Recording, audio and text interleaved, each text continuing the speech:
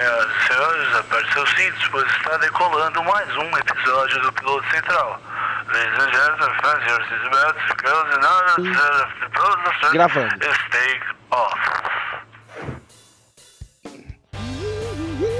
Pô, toda semana a gente faz a mesma coisa, a mesma cena. Todo mundo sabe que a gente não tá ouvindo, mas a gente, mano, se diverte. É uma coisa louca. Ô, Vitor, com todo respeito, pede para as pessoas respeitar que você tá começando a gravação aqui, por favor. Pede respeito e educação.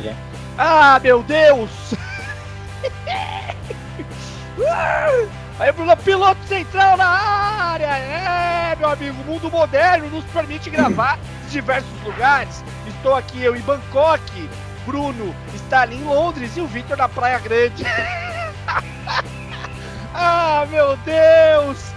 Seja bem-vindo, Piloto Central, começando o seu semanal que conta as notícias da semana com muita alegria, com muita expertise, amor, inocência, com muita paz no coração, com muito tempo de amor e com muita glória, porque glórias a Deus, diria o nosso querido Cabo Daciolo. Começando mais um Piloto Central, e eu quero que você se sinta em casa e à vontade, porque hoje a gente tem super assuntos a dizer, e pasmem, não falaremos de Bolsonaro, ufa, graças ao bom Deus. Talvez a gente fale um pouquinho, a gente não resiste, o Vitor não gosta muito dele. Mas é assim que começa o nosso Piloto Central, com nossa trilha sonora muito bacana. E eu sou Silas Lima. Eu sou o Bruno Moreira.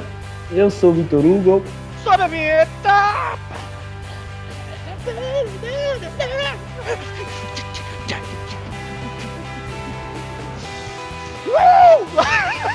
Tá, Bruno, que adrenalina, moleque, que adrenalina! Meu Deus, cara, eu não sei se é a música ou se é o que eu acabei de tirar aqui. Eita, começando mais um Piloto Central.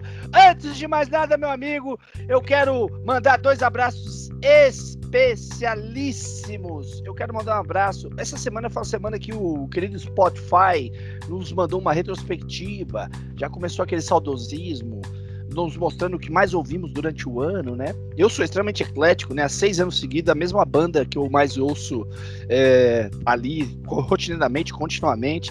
E quem é meu amigo sabe qual é a banda, com certeza sabe qual é a banda.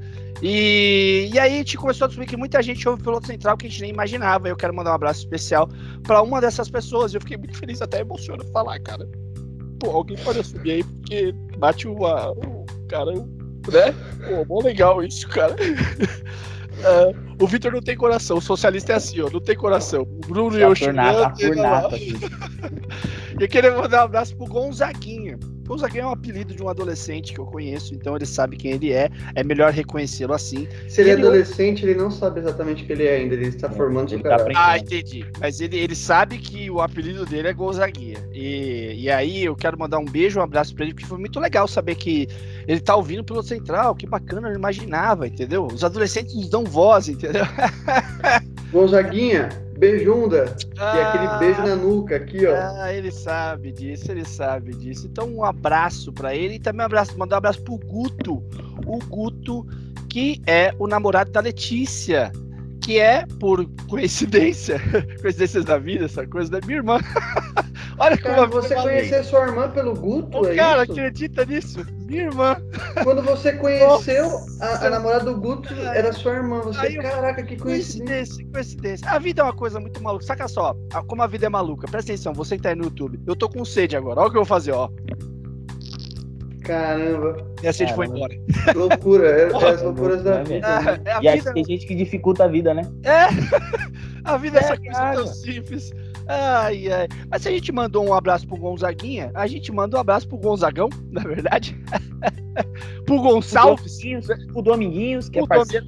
Foi parceiro. Pro Domingãozinho, que é um então. cara que ele é pequeno, mas ele é fortão aqui, assim, ó. Então, e pro Sabadão sertanejo, né? Tem que mandar, se mandar um abraço pro Dominguinhos. Apresentado pelo Leão. Aí, lembra não? Sabadaço. Sei lá. O Sabadaço, o Sabadão sertanejo, que era o Gugu, olha o Sabadão sertanejo! Olha que gostou da minha imitação do Gugu. É isso aí, meu amigo. Mais algum abraço especial que vocês querem mandar aí, meninos? Fiquem à vontade, é o momento de vocês, brilhem muito, é a hora. Se não mandar... então já que você falou isso, Silas, então eu não vou mandar abraço, não. Ah, entendi. Tá bom, muito ok, muito obrigado. E aí também, obviamente, se a gente manda abraço, a gente quer que você que ouviu esse abraço acesse nossas redes sociais, divulgue nossas redes sociais. A gente tá bombando lá no Instagram, hein? 100 seguidores, estourando, ó. Eita, estourando gente pra caramba. Então no Instagram é @piloto_central, no Twitter e no Facebook é @pilotocentral. O nosso site é www.pilotocentral.com.br. Espero que o Vitor tenha atualizado o site. E o nosso YouTube é Piloto Central. E aí, como você tem um videozinho aqui, ó, aperta o sininho aí em qualquer lugar, que a minha mão vai apontar para um lugar que vai estar o sininho. Então, aí você vai lá e segue a gente, se inscreve no nosso canal para receber as notícias de quando for publicado mais um episódio. E toda sexta-feira ou sábado sai o episódio, o podcast, né? A plataforma oficial que a gente utiliza, que sai no Spotify ou no Deezer. E nas segundas-feiras fica liberado no YouTube o vídeo da nossa grande conversa aqui. E você pode ver as nossas belas faces, né? São belas faces, né? Olha ali, ó, que beleza. Beleza. Para além disso, eu não tenho mais o que dizer, e se nada precisa ser dito para essa sociedade brasileira, fazer aqui um editorial, né? Se vocês quiserem abrir o coração de vocês para falar qualquer coisa, porque senão já vou para a notícia. Fique à vontade. Eu queria dizer assim para as pessoas que viram a sua retrospectiva no Spotify e que não apareceram pelo Central em primeiro lugar, para vocês cuidar assim um pouco mais do que vocês estão ouvindo, prestar um pouco atenção, conversa com seus amigos. Às vezes não saiu na playlist do seu amigo, mas saiu na sua. Você tá bem? Conversa com ele, dá um apoio para ele, divulga aí a palavra do Piloto Central. Glória a Deus, irmão. Glória a Deus, né? Amém. Deus é bom. Mas o que você... Uma curiosidade, antes de começar. Eu vou falar, aqui a minha lista saiu Coldplay como primeiro. Tá 6 anos seguidos, só os Coldplay, cara. É uma chatice. É Yellow o tempo inteiro. Look at the stars, look at it shine for you. Só isso. Não tem erro. E você, Vitor, o que saiu na sua primeira posição? A minha, o que eu falei aqui, eu já esqueci. Eu falei pra você, não falei? Foi Bob Dylan, né, cara? Bob Dylan, The Clash, Nat Roots. Mas eu ouvi bastante soul esse ano também. Apareceu lá atrás, mas eu ouvi bastante soul, essas músicas assim, curti bastante. Mudei um pouco. O meu é U2, Coldplay e Charlie Brown, sempre tá lá. Você, Bruno, saiu o que na sua aí? O meu, em primeiro lugar, saiu Jorge Ben. Em segundo lugar, saiu Caetano. Nossa, e mano, esse terceiro lugar, Barões da Pisadinha. Barões da... Quem me botou pra beber? Se tivesse festa esse ano, a minha Barões estava em primeiro, porque era a playlist da festa, mas não teve. Então... como a gente não teve antivírus esse ano, né, que é o nosso time de futsal, a gente sempre dá uma ouvida ali num rap trap, né? Um trap brega. Rap brega, trap breg trap. Sempre tem. Mas deixa eu dar um toque pra vocês aí, né? Tem músicas mais... Depois dos anos 70, 80, tem um colegiado de músicas boas aí, tá? Vocês estão muito ali, né? The Clash, Bob Dylan, Jorge Ben, Caetano. Vamos, meus amigos, vamos aqui. A última música do Caetano nova foi Sozinho do Peninha, lá em 2002. Então, pelo amor de Deus, né? Vamos, né? Às vezes. Um fã incondicional de Skank. Uma banda que não existe há 10 anos. Pelo amor de Deus, há um ano atrás tava ali. Você bem que podia vir comigo para além do final. Essa música é muito suspeita. 2019, se alguém chega e falar, vamos ali no final daquela rua ali, ó. A notícia segundo dados do site Worldometers, que é o site que a gente utiliza para trazer os dados a respeito da Covid, o mundo atingiu a triste marca de 66 milhões de infectados, com 1.500.000 mortes. A gente já vem prenunciando nos últimos episódios da segunda onda crescente. Mas assim, mais uma vez eu faço um alerta abismal para os Estados Unidos. Os Estados Unidos é uma coisa abismal. Segundo o Worldometers, nas últimas 24 horas, olha esse número, nas últimas 24 horas, 2.555 pessoas morreram nos Estados Unidos de Covid. 2.555. A gente está falando de 10 meses depois da pandemia, os Estados Unidos ainda tem um índice de 2.555 pessoas morrendo. É a grande prova de que os Estados Unidos lidou. E olha, os Estados Unidos deveria ser referência nisso, né? Então, cara, e até uma pergunta interessante aqui. Eu acho, obviamente, né? O Trump perde muito a eleição pela forma como lidou com a pandemia. Vocês concordam com isso? Não, Não, eu total. Se não fosse a concordo pandemia, ele sim, mas seria desculpa. reeleito, eu acho. Pode falar, Bruno. Era só. Eu acho que ele seria reeleito se não fosse a pandemia. Sem dúvida, eu acho. Eu também tenho essa impressão, assim, que ele negou tanto que os moderados meio centro-direita, tipo, cara, peraí, né? É a vida, né, que vocês estão falando, entendeu? É. Eu não sei se não fosse a pandemia, se ele seria reeleito ou não, porque é um movimento, houve um movimento muito grande de guinada à direita, mas com a direita no poder, a gente também tem um movimento de resistência, né, muito grande hoje em dia, né? O Trump ele já não tinha a maioria absoluta em votos, e com um trabalho muito grande da resistência assim ideológica, política, eu acho que ele não tinha chances tão fáceis assim, não. Mas você não acha que teve uma influência? Eu acho que tem dois fatores que têm uma influência direta na não reeleição do Trump. É a pandemia, o principal, e o George Floyd. Eu acho que são as duas coisas que são fatores preponderantes. Aí você pode falar, talvez ele não vencesse, mas seria muito mais disputada a eleição americana. Você concorda que teve influência? Eu concordo que tem uma influência, Silas, mas tendo em Que vista o é muito jeito dele, subjetivo, né? não, tendo em vista o jeito, as opiniões dele, a forma dele de lidar com a política, se não fosse o George Floyd, ele ia, como chama? Ele não ia dar atenção para outros casos importantes, ele ia ignorar outros casos, porque atrocidades sempre acontecem, sabe? Ia acontecer alguma coisa ali grave que a população precisa dar atenção, ele ia ignorar, porque é o jeito dele, né? A gente sabe que ele, politicamente, ele não é da via da humanização, pelo contrário, né? Quando ele é conectado, ele é relacionado a ideologias completamente obscuras, ele não nega, ele não faz questão de se tirar dessa. Então, eu acho que se não fosse o George Floyd, ia ser qualquer outra coisa, né? Porque Eu acho. ele tá cercado ali num campo de seres humanos onde parece que ele não se importa com aqueles seres humanos. Eu concordo com a sua análise a respeito dele, mas eu digo, eu acho que teve muita influência pro eleitor, né? Esses dois fatos, assim. Tudo bem, pode ser também, como você está falando, né? Pode ser que a gente estivesse numa onda mesmo, mas uma onda que o levasse para que ele, de qualquer forma, perdesse a eleição. Eu acho que seria muito difícil ele não ganhar essa eleição se não tivesse acontecido esses dois fatores. Vitor, que assim, eu consegui, na minha opinião, óbvio que é muito subjetivo, mas eu não consigo, assim, ó, ele perde, na minha opinião, por causa de como ele lidou com a pandemia e do movimento George Floyd que moveu os Estados Unidos, né? Quando o Bruno fala em onda, eu concordo, mas a onda foi principalmente alavancada e cresceu justamente por esses dois fatores que Mas você você falou. acha Eu acho que que tudo bem? existia sim uma resistência, mas ela estava muito apagada, ela estava muito perdida. Isso, falando em Brasil, principalmente, eu acho que no mundo, assim, porque foi um baque tão grande essa ascensão da extrema-direita que quem era oposição, assim, ficou meio perdido. Falou, meu, que doideira, sabe? Como combate a mentira, assim, tão Como combate a deslavada. mentira. Quê? A gente Tipo falou assim, aqui do pós-verdade, né? sabe? Então, assim, eu acho que ela existia, sempre existiu e sempre vai existir oposição, seja qual for a posição, mas eu acho que ela estava muito perdida.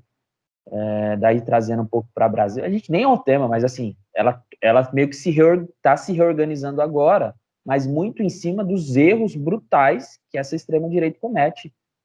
Esse jeitinho genocida de ser, assim. Esse concordo. jeitinho genocida de olha que doçura essa fala. Até parece que é de boa, né? É. Eu quero um desse, mãe. Mas é que assim, tudo bem que eu posso estar sendo muito ingênuo e muito good vibes, e nossa, o mundo é uma beleza.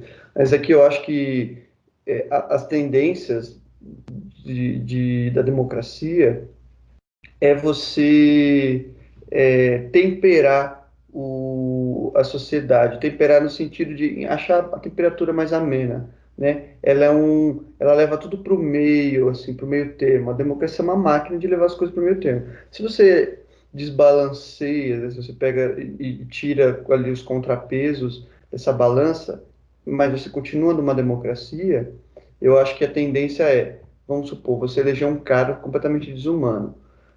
Você está num ambiente de seres humanos. Atrocidades acontecem, né? E ainda mais se você tem uma pessoa que não liga para a humanidade. Então, vamos supor, não ligo, então eu vou descuidar da saúde dos mais pobres, vou descuidar com um monte de coisa. Vão acontecer, vão surgir notícias ruins, sabe? Porque é meio que assim, você está cuidando da casa mal. O seu fogão vai ficar sujo, sua geladeira vai ficar suja, sua pia vai ficar cheia de louça. Aí as pessoas vão ver, entende? E você não vai saber ainda lidar com a indignação das pessoas. É, Coisa meio assim, tendenciosa da democracia, eu acho. Mas assim, eu concordo com você que muita coisa vai aparecer, mas assim, enquanto não pegasse a galera da turma que gosta do Trump, né? As sujeiras do Trump já existem há muito tempo, por exemplificar os Estados Unidos, tá? Desde você assistir Olhos que Condenam, o Trump, se você vê a atuação do Trump nesse caso, eles falando que os moleques que foram presos, para quem é uma série, Olhos que Condenam, é uma série de meninos negros que foram presos injustamente, acusados de um estupro que eles não cometeram, ficaram presos anos, e depois de eles serem soltos, se reconhece que houve um erro na investigação. E o Trump, cara, condenando os moleques por serem negros. O Trump passa pano para supremacistas brancos há muito tempo. Só que enquanto isso não afetava o lado sul dos Estados Unidos, ficava passando incólume. Eles estavam um pouco se lixando na desgraça e as sujeiras que o Trump fazia, que afetava os menores, as minorias, os latinos. Pô, levantar um muro, sabe? Deixar pais e filhos imigrantes isolados, né, desconectados, colocados em lugares distintos. Cara, atrocidades que o Trump fez, que enquanto não afetavam essa extrema-direita, eles estavam um pouco cagando, entendeu? Quando chegou a pandemia, que é o que afeta a população toda, que mata indiscriminadamente, não importa o lado, você vê uma direita um pouco mais centrada sendo muito afetada pelo desgoverno, né? E aí o cara pode ser chamado a racionalidade, né? Muitos republicanos são contra o Donald Trump, né? Mas eu não sei, é uma discussão que não era para estar aqui, que valeu a discussão, porque é um assunto legal, mas não era para estar aqui. A notícia que a gente está falando é sobre a pandemia, sobre os números agravantes. Os Estados Unidos continua sendo o país com o maior número de casos, 14 milhões de casos, a Índia tem 9 milhões, o Brasil tem 6 milhões, e aí você tem um conglomerado de países ali. Quem começou a crescer muito foi a Polônia, né? A Polônia começou a ter muitos casos. E o México também ultrapassou a casa das 100 mil mortes. E é o quarto país a passar essa casa das 100 mil mortes. Que nesse ranking, os Estados Unidos tem 285 mil mortes, o Brasil tem 175 mil, a Índia 139 mil e o México 108 mil. Hoje a gente vai tem muita notícia a respeito da Covid, então a gente vai, aquele panorama que a gente sempre faz, vai ser mais resumido, porque a situação ainda continua a mesma, a Europa passa por uma segunda onda, a Ásia está bem controlada, a África bem controlada, e a América passa por uma segunda onda, que na verdade na América a gente não pode dizer que é segunda onda, né? É a primeira onda ainda contínua que não desacelerou nas Américas. Mas essa semana as bolsas de valores, o mundo foi mexido porque começou-se a divulgar os planos de vacinação mundo afora. Então, a Inglaterra já foi o primeiro país a aprovar uma vacina. Na semana que vem, a imunização da população britânica vai começar. A França aprovou um plano de imunização da população que vai iniciar no dia 15. Os Estados Unidos também anunciou um plano de imunização, de vacinação. A China anunciou seu plano de vacinação. E então a gente começa a ter as vacinas sendo... Muitas já emitiram relatórios da terceira fase e de sua eficácia, e agora muitas já estão solicitando aprovação para poder imunizar a sua população. A Rússia já começou seu plano de imunização, já está aplicando a Sputnik 5 na população russa, e junto com vodka, é óbvio, né? O cara toma vacina e depois bebe um copo de vodka. É aquele preconceito, aquela caricatura rasa, né, sobre o povo russo, né? O que eles fazem? Eles tomam Sputnik, bebendo vodka e lendo Dostoiévski. Essa é a figura que eu tenho de um russo clássico, entendeu? De sunga na neve. De sunga na neve com um urso abraçado do lado, entendeu? Essa é a figura que a gente tem dos russos. E o Brasil anunciou essa semana o seu plano de vacinação, um plano muito polêmico, porque ele prevê nas suas primeiras fases, muita gente ficou com crise, porque ele prevê nas suas primeiras fases aplicar a vacina na população carcerária antes da população comum, e isso gerou uma revolta nas redes, mas é um plano que o Vitor vai dizer aí que faltam algumas coisas, né, Vitor? Já sempre fala pra gente, e que o plano do Brasil é começar a vacinar em março. E eu não aguento mais, porque só em março, meu Deus, o carnaval aí, dá qualquer vacina em janeiro para a gente poder pular carnaval em fevereiro, por favor. Mas aí começou uma guerra, porque como o plano de imunização brasileira, de vacinação brasileira, não está colocando na conta a Coronavac, que já está muito próxima de ser aprovada, tudo indica que nas próximas semanas vai haver um pedido do governo paulista para a liberação dessa vacina, que poderia já começar um plano de imunização em janeiro, porque o governo de São Paulo já comprou as doses, já está montando, o Instituto Butantan já está montando as doses, e São Paulo vai ter 46 milhões de doses para aplicar na população, e o governo João Dória já disse que não vai seguir o plano nacional, vai começar a vacinação em janeiro aqui em São Paulo. Então se prepara que todo mundo vai querer ser paulista agora. Todo mundo fala, porra, meu, tô louco, mano, muito louco, mano, da hora. É louco, mano, chama os mano. Chama os mano, todo mundo ouvindo Racionais, MC, Charlie Brown e vindo para São Paulo, porque é o que a gente tem, comendo um belo pastelzinho, um virado, um caldo de cana, é a nossa cultura paulista, é isso aí. E a coxinha, né? E todo mundo, exatamente. E andando na direita, porque a esquerda é para quem tá livre, sempre, deixa a esquerda livre, só andando na direitinha as pessoas vão fazer isso. Beleza, dado esse panorama dessa guerra política, da esperança de chegar à vacina, acho que cabe aqui nossos comentários a respeito. Eu vou começar aqui com o Vitor. Vitor, fala aí, até porque você tenha falado do plano. O que você achou do plano de vacinação do nosso querido Pazuello, um especialista em logística? Fala aí. O não plano, né? Na real. Cara, mas antes de entrar no Brasil, eu queria falar o Silas deu o panorama e já acho que ficou bem claro que países começaram a vacinação, né? Eu acho que no mundo já tem, mas eu acho que vai se acentuar essa questão de países de primeira e de terceira classe, né? As vacinas, obviamente, sempre vão começar dos países que têm capacidade de produção ou compra muito grande. Então, a gente percebe que quem vai iniciar a vacinação é Estados Unidos, é China, é Rússia, que é uma potência, Europa civilizada, vamos dizer assim, né? Então, assim, é muito louco isso, porque... E o Brasil, ele teria capacidade de compra, pelo menos a estar numa segunda classe, mas nem isso. Então, assim, só trazer a relevância dessa informação, porque acho que isso é muito importante, né? A pandemia não existe só nesses países, mas eles vão ser os mais afetados até para sempre, na real. Enquanto a gente tiver desigualdades tão discrepantes. Sabe o que é louco porque também? não existe capacidade... Pode falar. Desculpa, perdão. É porque você está fazendo a acentuação da desigualdade social, né? Então, esses países vão ter uma capacidade. Mas sabe o que é interessante também? Se você olhar os números da Covid, os países mais desenvolvidos também são os mais afetados, né? Isso é bem interessante, né? O quanto tem os louros e os deslouros da desigualdade social, né?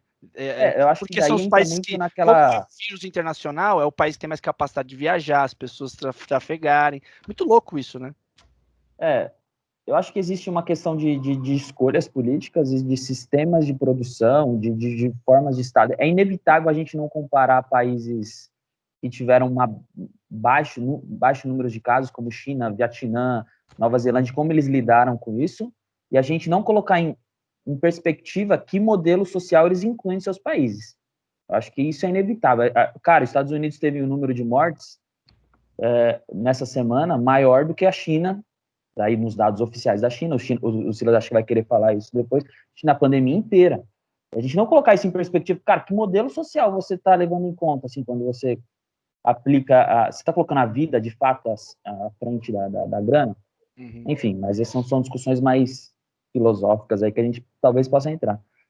E trazendo para o Brasil, o não plano de vacinação, o Silas falou que falta algumas coisas, cara, o Pazuello, tem uma entrevista dele, uma fala no início, quando ele entrou no governo, que ele não é especialista, ele não é nenhum médico, ele não é nenhum especialista em saúde, mas ele falou que ele era muito bom em logística, e ele estava entrando lá para regaçar na logística. E o Pazuello, no plano nacional de vacinação, ou no não plano de vacinação nacional, falta seringa, velho. As fábricas não têm condição de entregar seringas, porque o governo federal não enfim, se orientou para ter seringa para vacinar as pessoas. Então vai faltar seringa. Talvez a gente não tenha um plano nacional por falta de, não falta de insumos, mas por falta de um insumo anterior à vacina de fato, que é a seringa. Então, assim, não há plano, a gente vai depender do Dória. Dória, te amo. Os paulistanos aqui. Olha que doideira, né, cara? O Vitor elogiando o Dória, cara. Olha que a pandemia fez. Não, eu tô zoando, mas é muito escroto isso, porque assim, quando a gente sei lá, quando você se coloca em sociedade, primeiramente você se vê no mundo, e depois você se vê dentro de um país, né, se fazendo recortes, né, e depois você se vê dentro de estado, e depois você se vê dentro de uma cidade. Quanto mais humano você é, porra, é escroto você falar, porra, a minha cidade vai ter e as outras não, o meu estado vai ter e os outros não. Isso é foda, porque é culpa de um desgoverno que não implementou política pública nenhuma de vacinação pelo SUS, tá fazendo politicagem mais vil disso. Isso é muito triste, porque é muito ruim que você, putz, paulistano, porra, mas e as famílias pobres, paupérrimas do Maranhão, que talvez são as que mais precisam nesse momento, não vão ter, porque o Dória não é governador lá? É muito triste que não há um plano nacional, né? E assim, me preocupa muito como vai ser isso mesmo, porque vai ser uma disputa política até o final e, enfim, veremos. E essa sua lógica da desigualdade também se assentou no Brasil, né? Qual o estado mais rico do país e qual é o estado que vai ter condição de começar a vacinação, né? Então, tanto quanto no mundo, no Brasil também se dá. Isso porque, assim, e você fala, é um problema São Paulo ter um plano de vacinação? Não, não é um problema. O problema é a gente não ter essa capacidade nos outros estados brasileiros, né? Que os outros estados brasileiros tivessem a mesma capacidade econômica e logística que São Paulo tem, por ser um estado bem desenvolvido, comparado aos outros estados brasileiros, de conseguir fazer a mesma coisa que São Paulo fez, né? A gente deveria ter institutos de pesquisa tão fortes quanto é o Instituto Butantan, espalhados Brasil afora, né? Seria muito rico para esse país, né? É bem interessante a gente pensar sobre isso. Não uma crítica a quem é rico, mas uma crítica a que só alguns têm essa capacidade, né? E outros não. Vai lá, Bruno, fica à vontade, faça seus primeiros comentários. Eu queria saber também, eu fiquei curioso o que vocês acham sobre a questão de vacinar primeiro a população carcereira na frente de várias categorias da sociedade. Está na primeira categoria, né? População A fase 1, conforme o plano de vacinação brasileiro, fase 1 deve vacinar trabalhadores da área de saúde e idosos com mais de 75 anos e idosos acima de 60 anos que vivem em asilos, né, em instituições de longa permanência. Aí a fase 2 são idosos de 60 a 74 anos, em qualquer situação. A fase 3 são indivíduos com comorbidades, né, com condições de saúde que estão relacionadas aos casos mais graves da Covid. E a fase 4 são profissionais, professores, né, profissionais das forças de segurança e salvamento, funcionários do sistema prisional e a população privada de liberdade, né, a população carcerária. E aí, o que vocês acham? Fala aí o que você acha primeiro, cara. Você trouxe o assunto ou você quer falar por último? Vai, você fez a pergunta, a gente respeita. Cara, deixa eu ver. Assim, óbvio, quando você ouve isso, quando a população brasileira ouve isso, ela vai pensar, como assim? As pessoas ainda cometeram um crime e ainda têm privilégio de receber uma vacina, uma imunização antes de mim? Eu penso primeiro pelo lado humano, são pessoas, de qualquer forma, elas não merecem ficar doentes, e como elas estão em condições que o isolamento social é muito difícil de ser realizado, você já viu como é uma cadeia aqui no Brasil? Uma cela para 2 tem 76, meu amigo. Aqui o negócio é bonito. Então você tem ali uma potência de proliferação da doença muito alta, né? De disseminação da doença muito alta. Então eu acho que, olhando pelo lado humano, eu não vejo o problema, eu acho legítimo. Mas, de fato, assim, eu entendo as pessoas que falam isso, que eu olho pelo lado humano, assim, eu não vejo, eu acho que deveria ser feito isso mesmo, até para preservar os agentes de segurança, e o sistema carcerário brasileiro é um sistema carcerário tão defasado, que você poderia ter um surto numa penitenciária brasileira, poderia ter um genocídio, de fato, assim, né, um surto grandíssimo, porque as condições de isolamento são precárias em uma penitenciária no Brasil. Mas, cara, se você olha afinco assim, é estranho mesmo, né? Imagina, alguém cometer um crime e ainda tem um privilégio de saúde à minha frente. Mas, sei lá. Vitor, vai deixar o Bruno por último aí. Pô, cara, não sei, assim, a gente tem que colocar em perspectiva que são vidas, né? É. Se a gente não coloca isso, a gente se desumaniza, né? E mais uma, é porque não entra na discussão o quão o sistema carcerário é desigual e tal. Porque, óbvio, mas, enfim, isso é um problema anterior. Então, tem muitas pessoas ali que nem foram julgadas, você nem pode colocá-las como criminosos, e ainda assim estão carceradas. Então, assim, é um problema, sem dúvida, eu consigo entender, mas a gente tem que entender que são pessoas que estão privadas de ter qualquer acesso antes da gente. Eu concordo que sim, os grupos de risco, isso é óbvio. Mas, enfim, eu não tenho uma opinião totalmente formada, mas eu não vejo isso como um problema, desde que a gente tenha um plano nacional, que a gente não tem. Daí eu só queria fazer um adendo, teve um pedido de um membro do Ministério Público de São Paulo, não sei se vocês viram isso, Os promotores? daí eu acho problemático. Ele colocou assim, falou, ó, a minha categoria tem que ser colocada nesses privilegiados, né, nos que vão ter o acesso primeiro, porque a gente tem ali atendimento ao público direto e tal. Pô, mas daí então tem que dar para motorista de ônibus, tem que dar para assistente social, tem que colocar um monte de categoria, vendedora de shopping, que tem acesso ao público também. Então, assim, se a gente também não pode virar uma ladainha de todo mundo falar, pô, agora eu também tenho que ser privilegiado. A gente tem que se entender como nação, né? Como, sei lá, como sociedade. Então, Mas sabe tá o comentário que eu faço, assim, de fato, dói imaginar também que nas grandes cidades desse país as pessoas se amontoam, os mais pobres se amontoam em transporte público e eles não estão nem pensados nisso, entendeu? Estão ali expostos. E aí sim, bate caramba, que país desigual, né? E aí você fica, pô, mas e as pessoas estão ali enfrentando o transporte público às 6 da tarde, amontoada, tendo sobrevivência, e aí tem também a questão do sistema prisional. Então você tem uma desigualdade tamanha que essas questões se levantam, de fato. Se levantam de fato. Assim, se tivesse um recorte social talvez seria interessante, porque no final das contas são as pessoas que levantam e precisam sair para trabalhar, pegar a condução e tal. Mas enfim. Vai lá. Sim. Vai lá, Bruno, e você? Agora eu quero ver. Saia dessa, filho. Eu só perguntei porque eu acho difícil, né? É difícil, Não, né, cara? eu acho que sempre a gente, na maioria dos assuntos, a gente tem que pensar em duas coisas, né? Antes da política, porque para a política acontecer bem, a gente tem que ter isso muito claro. O que é ser justo, e junto com isso, e a resposta pode ser às vezes até a mesma, o que é agir moralmente bem, né? O que é agir de forma correta. Eu acho que, se a gente pensar o que é ser justo, a gente tem que responder o que é justiça. É a questão da justiça mesmo. Por que, que uma pessoa está errada ou está certa? Porque ela foi injusta ou porque ela foi justa, né? E quando você julga alguém, você espera justiça. As pessoas que estão presas, as que foram julgadas, pelo menos as que não foram julgadas, é mais problemático ainda. Mas as que foram julgadas, o que está sendo feito com a privação da liberdade dela é justiça. Não é? É isso que a gente espera. É pelo menos assim que o Brasil funciona. Mal ou bem, a gente está esperando justiça. Eu acho que muitas vezes você colocar muitas pessoas numa cela que é para poucas, isso não é justiça. Mas, pensando só na teoria, se a pessoa já está sendo privada de liberdade, se ela está sendo reeducada para ela ser reinclusa na sociedade, o que está acontecendo é justiça.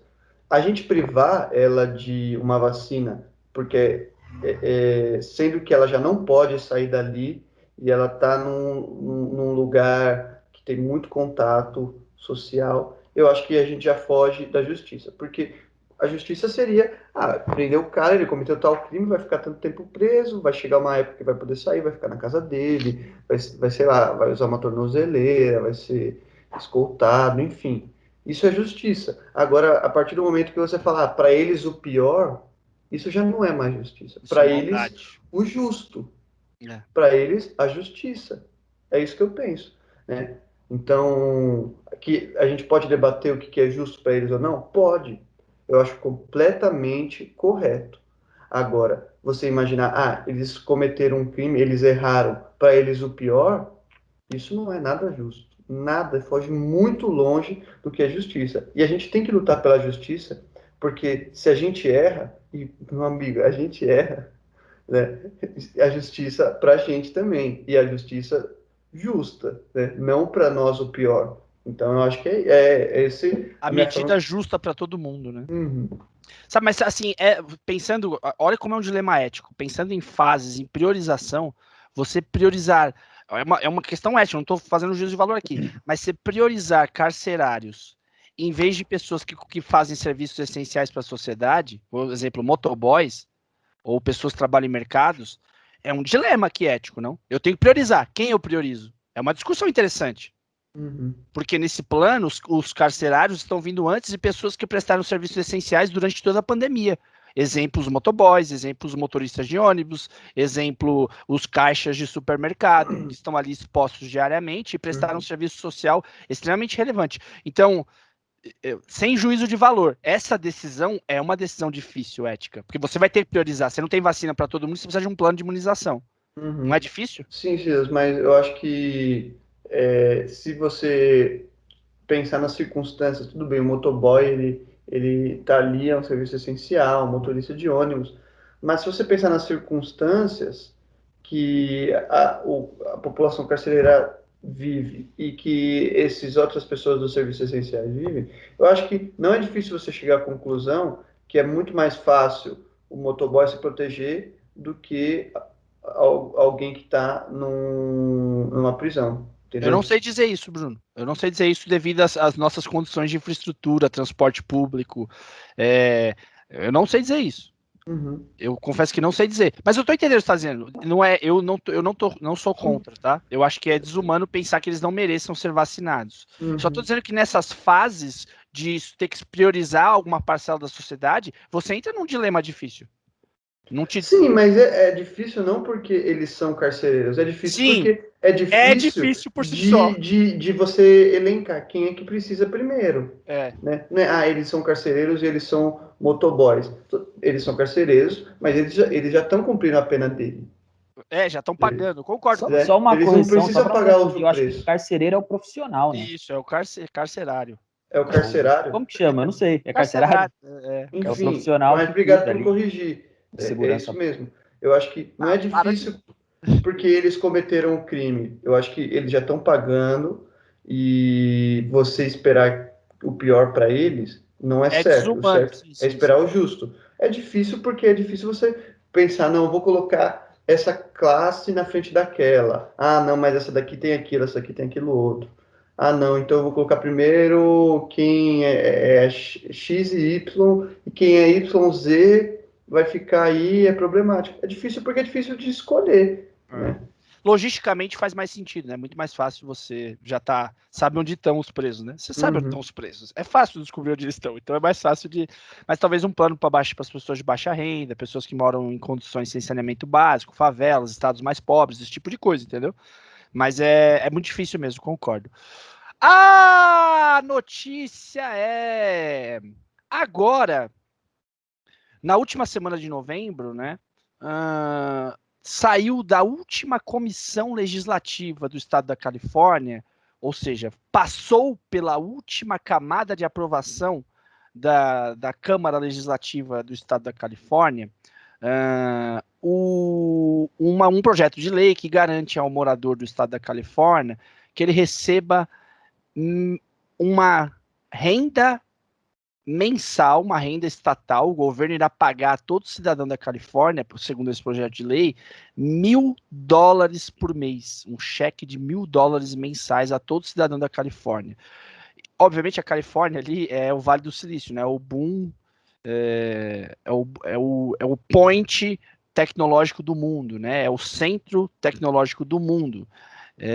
E aí, só para vocês terem uma noção, esse valor de $1.000 ele é 200% abaixo da média da renda mensal de um cidadão californiano.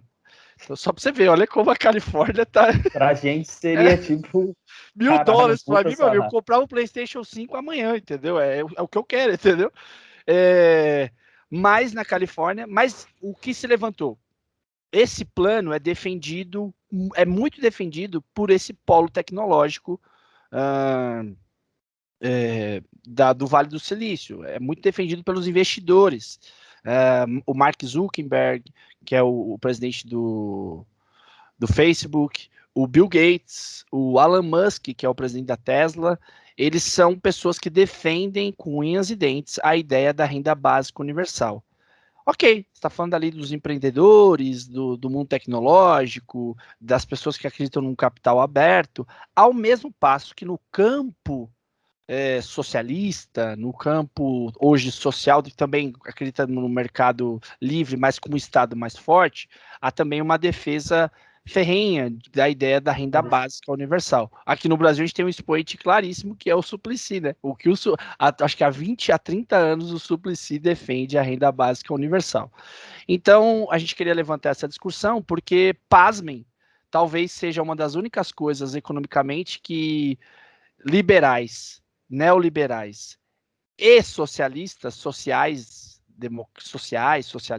né, defendem que é uma renda básica universal pelos mais diversos motivos, tá? O Bruno vai trazer ali já para a gente quais as razões para a direita ou o liberalismo acredita em querer uma renda básica e quais as razões para o campo social, ali a vertente socialista também querer uma renda básica. Mas só para ilustrar, a ideia da renda básica surge, a primeira vez que se ouve falar numa renda básica, assim, de maneira efetiva, como um sistema de governo, é no Thomas Moros, no Utopia. Então, é nesse livro, em 1516, que ele traz a primeira ideia de um Estado que pagaria uma mensalidade ao seu povo. Quanto? Desculpa, Silvio. 1516. Ah, tá. E... Nossa, pelo amor de Deus, se eu errasse a data, o Bruno ia me corrigir aqui. Você acredita nisso, cara? Me dá uma lição de moral. Não é 1516, não, 1517 e meio. Não, desculpa, eu tava só anotando aqui, se eu não sabia. Tá corrigindo a prova ali, o professor. O cara tá corrigindo a minha prova, o professorzão. E ali surge a primeira ideia, mas ela é defendida enquanto proposta econômica e nasce no campo liberal. E é muito interessante que um dos nomes mais importantes para o neoliberalismo em si, não o liberalismo, mas o neoliberalismo, é o Milton Friedman, da escola de Chicago, lá, né, o Chicago Boys, que o Paulo Guedes tanto ama. E o Suplicy é um defensor da renda básica. E no ano 2000, houve um encontro em Berlim entre o Suplicy e o Milton Friedman. Eles foram discutir a renda básica universal. Então imagina esse encontro, que bacana foi. E tem até a fala do Suplicy. Suplicy falou renda básica, ele é tipo o Chapolin, ele aparece assim, ó.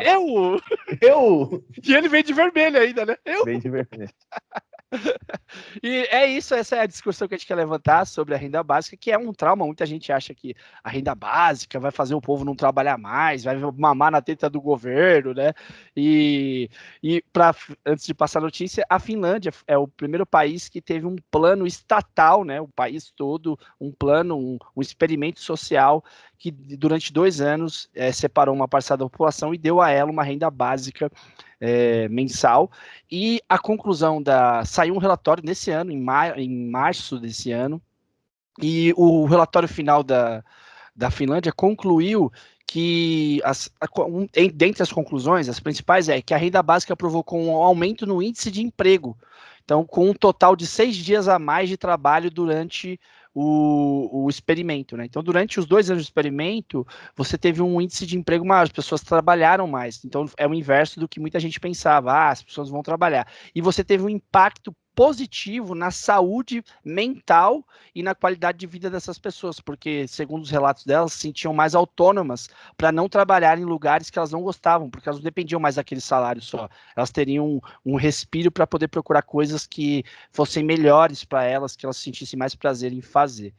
Então, talvez um contrassenso. É óbvio, faço aqui a ressalva, que a gente está falando da Finlândia, um país escandinavo com índice de qualidade de vida dos mais altos do mundo.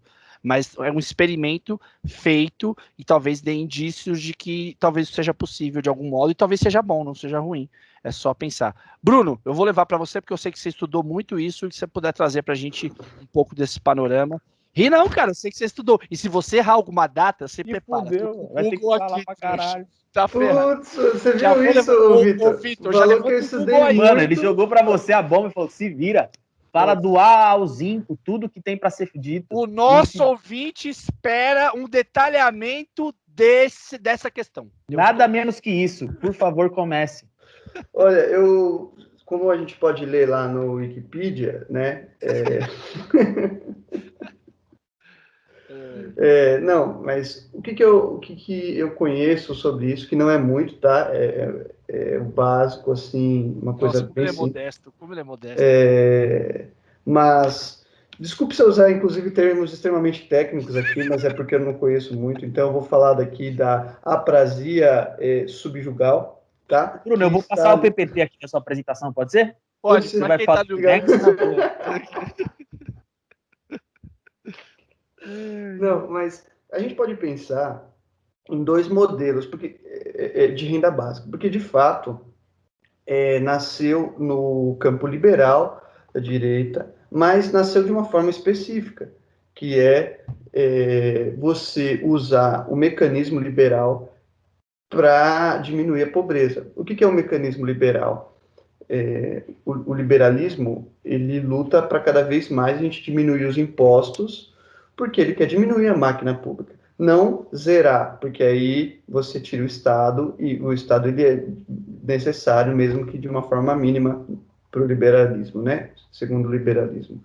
Então, o liberalismo ele encontra ali um mecanismo para você diminuir a pobreza, que é você pegar quem é muito pobre, zerar o imposto dela. Então, você faz aquilo que o liberalismo adoraria, que é diminuir o máximo possível os impostos. Então, quem passa necessidade, você zera os impostos.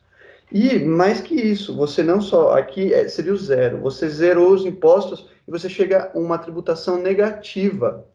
Então, na matemática, ela ia ganhar. Então, o liberalismo usa o mecanismo dele ao absurdo, né? Você diminui a carga tributária até o zero e depois você negativa ela. A pessoa ela vai receber um dinheiro, um imposto, ela vai receber um imposto que vai ser redirecionado de quem paga para quem não tem, e assim você diminui a pobreza, aquela pessoa vai sempre ganhar aquele dinheiro, e você diminui a miséria e vários outros males da sociedade pós-moderna capitalista, né? Então, esse é o modelo liberal de renda básica, né, que não sei se dá para a gente chamar de universal, mas no direito todos que precisam têm direito, mas a renda básica universal em si, na sua etimologia, ela é universal, todos ganham, independente se você já tem muito ou tem pouco, tá? É claro que aqui eu estou falando do modelo do Friedman de renda básica universal, mas a gente tem outros liberais com outros modelos, né? Também a gente tem um modelo da esquerda, que é você usar o Estado para financiar as pessoas, então você paga um salário para todo mundo, um salário básico universal. Assim as pessoas vão ter mais tempo, elas não vão precisar trabalhar tanto. Então, quando você não precisa trabalhar tanto, você trabalha, em vez de 9, você trabalha 6, porque você já tem uma renda complementar.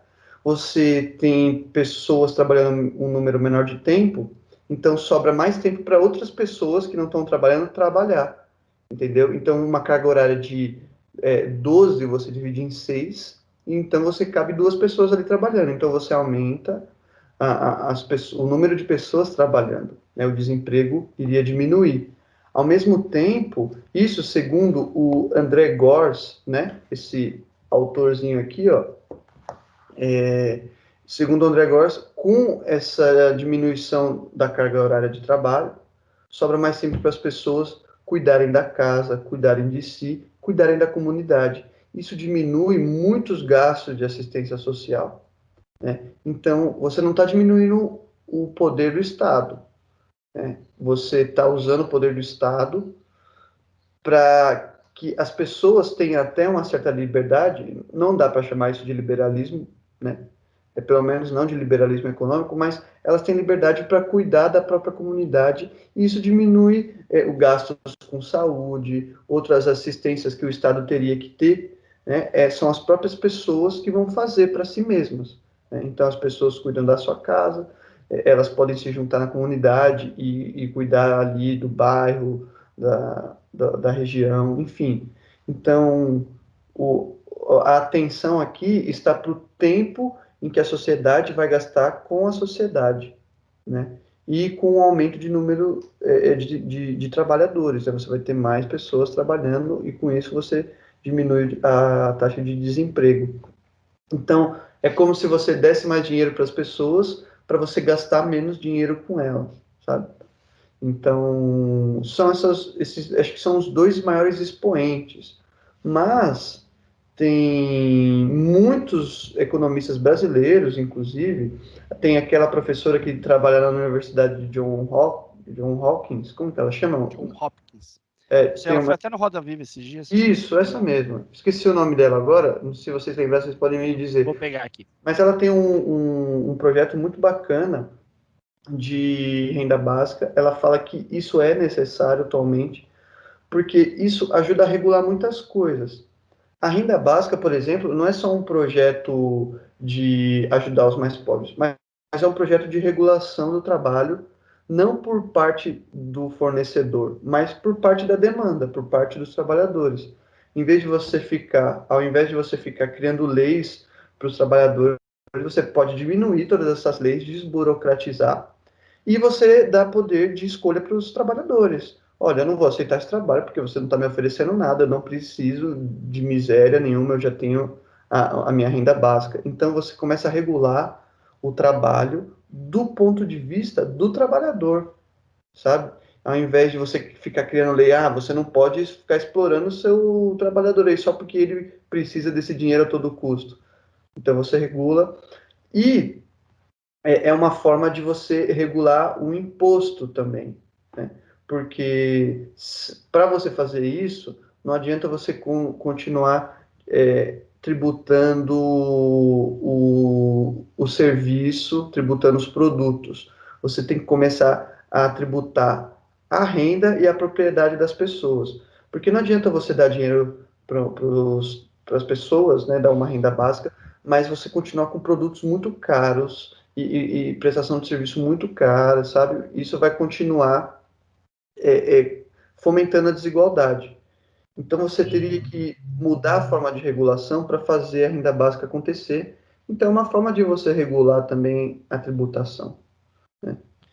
O nome da economista é Mônica De Bolle. Perfeito, é isso mesmo. Então, ela também tem um projeto. Aqui no Brasil, eu estava pesquisando, na revista Valor Econômico, saiu uma simulação de renda básica no Brasil muito interessante, que propõe aí você começar a renda básica, que é universal, que tem que ser para todos, você começar devagarzinho. Qual a melhor forma de você começar devagarzinho, em vez de soltar dinheiro na mão de todo mundo? Começa pelas crianças.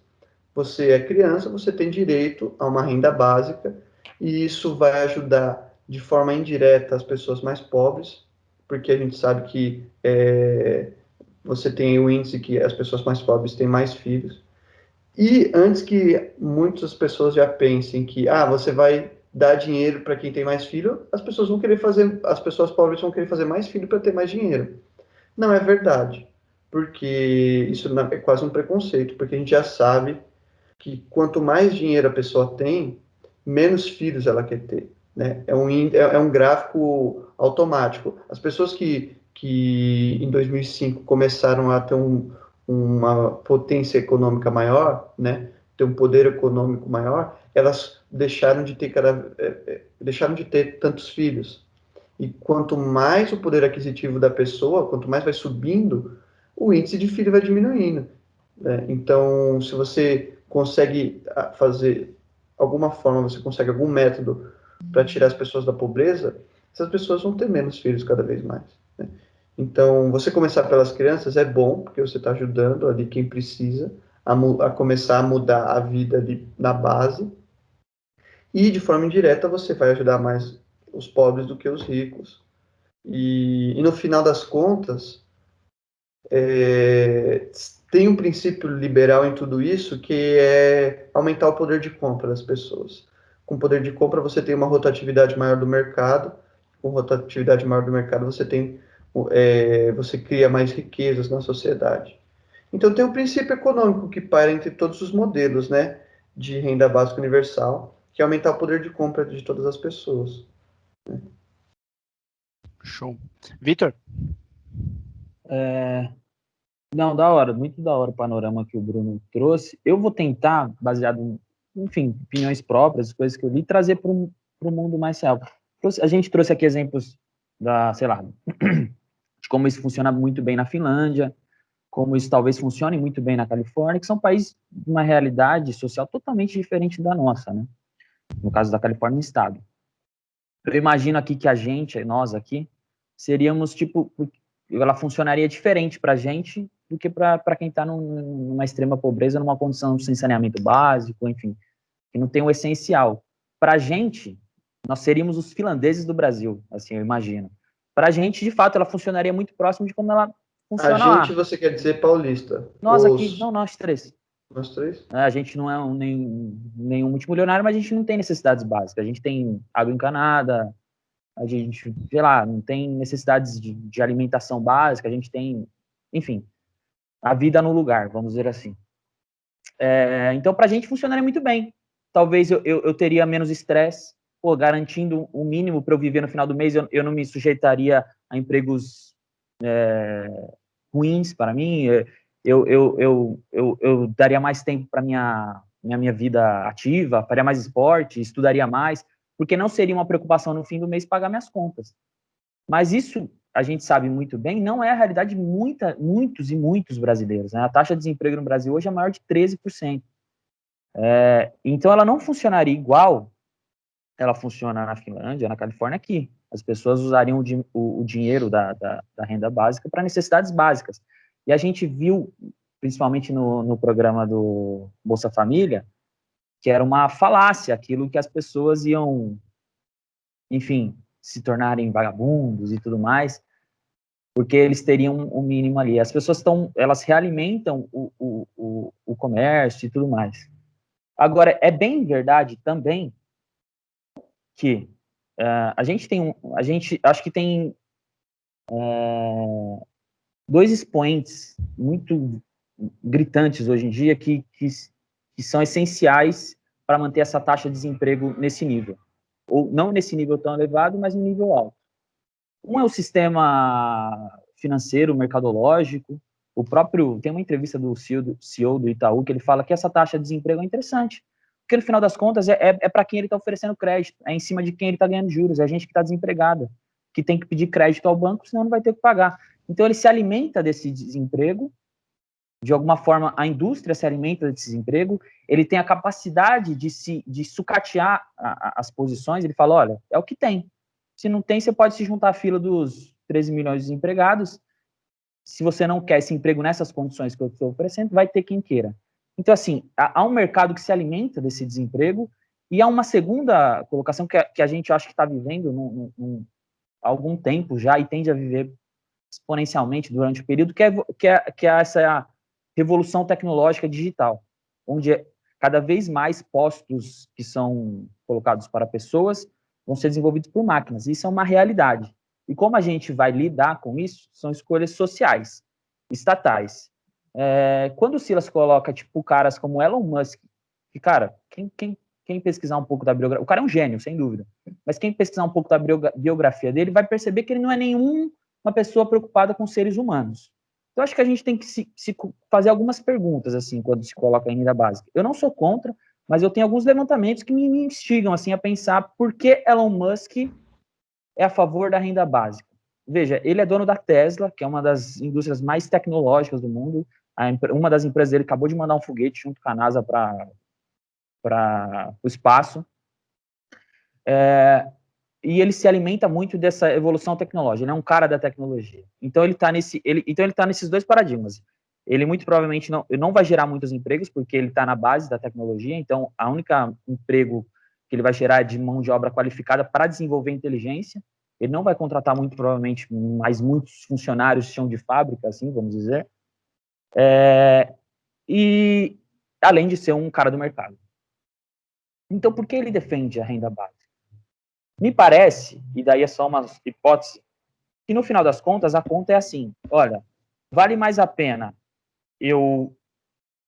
Porque acho que o que o Bruno falou no bloco passado, porque pessoas com pleno emprego ou com acesso a emprego, elas têm de alguma forma uma autonomia da vida. Por mais que o emprego seja ruim, mas quando você tem um pleno emprego ou algo muito próximo disso, as pessoas tendem a se unir e galgar mais direitos. Fala, olha, não tá bom, eu estou me unindo aqui com a minha classe, eu quero pedir mais. Enquanto vocês têm pessoas desempregadas, você tem aquela posição de sucateamento. Olha, não quer essa, vai ter quem queira. Então, assim, a pergunta que eu levanto é por que a gente não tem uma política real e que foi uma bandeira da esquerda desde sempre, de pleno emprego? Porque, no final das contas, o emprego, a capacidade de você gerir a sua própria vida, te torna autônomo. Enquanto a renda básica, no Brasil, principalmente, onde as discrepâncias sociais são magníficas, uma renda básica, no final das contas, a gente tem que colocar isso em questionamento, tornam as pessoas dependentes. Isso não na Finlândia, como eu expliquei. Enquanto as pessoas que estão no topo, na base da pirâmide. Porque, no final das contas, cara, eu sou dependente do Estado, porque não há emprego suficiente, então eu dependo do Estado para me alimentar. E isso, eu acho que, fazendo uma análise meio Foucaultiana, assim, meio... Cara, a gente está falando de pessoas autônomas e pessoas dependentes. Numa sociedade onde não há educação mínima para as pessoas galgarem alguma coisa, e a gente tem que colocar em questionamento que não há nem posições de liderança, de mão de obra extremamente qualificada em todos os lugares. A gente é um país de 200 milhões de pessoas, vão ter pessoas que vão ter a gente vai precisar de mão de obra mais básica, elas não vão acessar isso, não há espaço para acessar essas posições. Então, assim, eu acho que é um dilema dos nossos tempos, como que a gente vai alimentar essas pessoas, como a gente vai dar dignidade para as pessoas sem aliená-las, você entende? Então, assim, eu acho que a pessoa que está ali na base da pirâmide, ela tem que ter um mínimo, de fato, de acesso. Mas como fazer isso sem aliená-las? Eu fico pensando isso um pouco a longo prazo, sabe? Sem dúvida, uma pessoa que não tem o que comer amanhã, a gente precisa estender a mão. Mas me instiga muito, assim, porque Elon Musk é a favor disso. Eu vou abrir aspas para o Elon Musk, tá? Em 2016, ele deu uma entrevista para a CNBC e ele fala: há uma grande chance de termos uma renda básica universal nos próximos anos. Ou algo assim, devido à automação. Eu não consigo enxergar outra maneira de compensar a sociedade pela substituição dos seus empregos. Porque se reconhece em Oxford, no estudo de Oxford em janeiro de 2016, com os países da OCDE, revelou que 57% da força de trabalho humana está sob risco de desaparecer na próxima década por causa da automatização e dos avanços tecnológicos. Então, a comunidade tecnológica, por isso que o Vale do Silício entra com toda a força, a comunidade tecnológica reconhece firmemente que a tecnologia vai substituir o trabalho das pessoas e não tem saída, não tem jeito. Já teremos carros sem motoristas, já vários trabalhos hoje já os trabalhos de chão de fábrica já são feitos por máquinas com muito mais eficiência, com muito mais segurança, por sinal, a gente tem que reconhecer isso. Então, é isso que vai acontecer. E aí a sociedade precisa recompensar de fato, se recompensar de fato. Eu vou trazer só argumentos a respeito disso, se vocês quiserem comentar também, fiquem muito à vontade, tá? Eu elenquei vários argumentos a respeito disso. O Bruno já traçou algum deles, tá? E aí eu só vou reforçar. Um dos primeiros argumentos é uma revisão do sistema previdenciário. Quando você tem uma renda básica universal, você tem a capacidade de fazer uma revisão do sistema previdenciário. Então, você desburocratiza programas estatais. Então, a renda básica serviria para desburocratizar programas estatais, porque você daria o dinheiro diretamente para a população, ela usaria da forma como quisesse, o Estado não definiria como ela usaria e nem impostos teriam sobre isso. Outra coisa que é um argumento extremamente liberal é que você distribui uma renda básica para todo cidadão, você alavanca a capacidade do mercado, porque você torna todo cidadão o potencial comprador, então você expande os limites do mercado livre. Na linha... Isso aqui é um argumento que o próprio Friedman apresenta. Na linha, eu peguei um argumento do Thomas Piketty, aquele que escreveu O Capital no século XXI, que é um economista mais social. Ele não se diz um socialista, mas ele é um social, né? Um economista social. E ele diz que ele reconhece que é necessário uma desigualdade social, mas ela tem que existir devido aos desejos, né? Eu quero ter mais dinheiro, você quer ter menos, mas eu não deixo de ter uma vida digna. Essa desigualdade é sadia porque a gente não, o mundo moderno é superado pelo pré-moderno ali, o pré-industrializado, porque o mundo pós-industrialização ele é um mundo onde as pessoas têm desejos que são mais subjetivos, não são de classes, né? Não são tão alinhados. Então ele fala que é uma diminuição da desigualdade clara e você garantiria a vida frugal das pessoas. Você garantiria o mínimo a todo cidadão. Isso é uma garantia que todo cidadão deveria ter. Outro argumento também é não prender as pessoas naquilo que elas não gostam de fazer. Então se daria mais autonomia. O Bruno falou um pouco disso, o Vitor também falou um pouco disso, talvez com pleno emprego. Mas é a ideia de que as pessoas teriam mais liberdade em empreender. Os empreendedores defendem isso porque, se eu dou uma renda básica para as pessoas, eu dou liberdade para elas fazerem aquilo que elas gostam. Elas não precisam se empreender a trabalhos subalternos e aquilo que elas não gostam de fazer. Outro é o menor impacto na substituição da mão de obra pela tecnologia. Você teria um menor impacto da substituição, porque as pessoas teriam garantido ali o mínimo para viver. Outra seria, você teria mão de obra mais qualificada, porque se daria mais incentivo ao estudo, porque as pessoas receberiam uma renda básica, poderiam se dedicar mais ao seu estudo e atrasar um pouco a entrada no mercado de trabalho para já entrarem preparadíssimas. E um último que eu anotei é o empregado ter uma capacidade, não o cidadão comum ter uma capacidade de negociação nos seus contratos empresariais muito mais relevantes, porque ele não ficaria à deriva. Porque um dos sentimentos que temos no Brasil, principalmente, é o sentimento de deriva. A gente está sempre com medo de perder o nosso emprego ou de perder nossa renda, porque se a gente perde isso, a gente pode passar fome, pode degringolar a nossa vida, então muita gente vive essa deriva. E por fim, é um argumento extremamente filosófico, que é o argumento de que assim, e talvez o Bruno possa até reforçar isso, é um argumento que algumas pessoas dizem, e a gente também, eu já discuti isso com o Bruno algumas vezes, que é a ideia assim, eu sou um terráqueo, e imagine que o mundo começou hoje, e o Bruno e o Vitor numa sociedade, mas eu decido que eu não quero contribuir com aquilo. Eu não quero contribuir com a sociedade deles, com a comunidade deles. Eu quero viver a minha vida. Cara, pode ser egoísta ou não, mas eu poderia sair dessa comunidade, pegar um pedacinho de terra para mim, nesse mundarão de Deus, né? Esse mundarão de Deus grandão, viver na beira de um lago, beber da água do lago, do rio, e comer da fruta que nasce na macieira, na bananeira, comer da morinha que nasce na moreira, e aí eu poderia viver assim, de modo egoísta, mas eu teria esse direito, porque eu sou um terráqueo, a terra é minha também. E aí a técnica, o Heidegger vai trabalhar um pouco isso, alguns outros filósofos vão trabalhar isso, a técnica nos roubou esse direito. A tecnologia, o mundo moderno nos roubou, a propriedade privada nos roubou esse direito. Eu não posso sair hoje em dia e pegar um cantinho de terra e dizer que é meu e viver ali do plantio dela.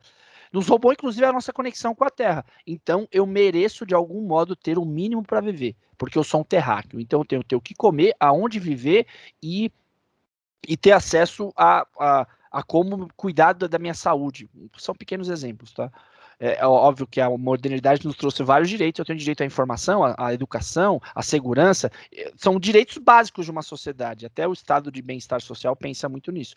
Então, se eu tenho esse direito e me roubaram a possibilidade disso, vocês precisam me compensar de alguma forma. Nenhum ser humano merece passar fome, nenhum ser humano merece não ter acesso à saúde, não ter onde morar e não ter a sua vida preservada. Nenhum ser humano merece isso, inclusive os mais vagabundos. E eu não vejo nenhuma, assim, de todos os argumentos, uma pessoa, eu não vejo você dando uma renda básica para garantir o frugal, né, o básico a todo cidadão, ser uma possibilidade das pessoas deixarem de trabalhar. Uma pessoa que fizer isso, eu vou ter pena dela, porque de fato ela não descobriu o prazer que é ajudar a sociedade com o seu trabalho, ajudar a sociedade com o seu serviço. Então, eu acho que seria muito nobre e eu acho essa ideia que ela se torna cada vez mais assim perene e muita gente mais aceitando talvez algo próximo disso. Eu acho que o Bruno, em cima desse último argumento que eu falei, o Bruno tem um argumento também a respeito disso, né, um complemento. Não, desculpa, um argumento em outro assunto aqui. Eu confundi os assuntos. Show, mais alguma coisa a dizer a respeito disso? Inclusive, eu vou mais longe. Eu acho que não Sim, só para os terráqueos, sim, mas para qualquer ser vivo que vier de algum canto da galáxia. Sim, Porque, inclusive os animais, é fato. A gente rouba até o espaço dos animais. mas sabe por quê, Silas? Senão a gente vai fazer com os ETs o que o Trump está fazendo, está construindo um muro, ele está Segregando. dividindo muito. Somos todos do mesmo universo. Se você levanta a mão, você sente as energias vindo da galáxia, É verdade, é verdade. né? É verdade. Assistam Distrito 9. É um filme que trata isso. É muito legal. É Não sei se verdade, né? você falou brincando, mas Distrito 9 é muito bom. A notícia é, talvez nessa onda da conversa que a gente está tendo aqui, de renda básica, uma das coisas que interfere diretamente na renda básica de qualquer cidadão é o acesso à energia elétrica. E a conta de luz no Brasil vai ter uma cobrança, já começou, né, uma cobrança extra aqui no mês de dezembro, em razão da pandemia, havia se decretado, havia um decreto federal de que não haveria nenhuma cobrança a mais, mesmo se fosse necessário, devido aos níveis dos reservatórios de água no país, na energia elétrica. Mas essa decisão foi revogada agora em novembro, e a partir de dezembro vão ser cobrados R$ 6,24 a mais a cada 100 kWh consumidos pela população. Tá? Isso é a bandeira vermelha, né? O que são. Tem as tarifas, tem aquela tarifa verde, né, que é a tarifa que não cobra nada da conta de luz do brasileiro, não tem tarifa adicional.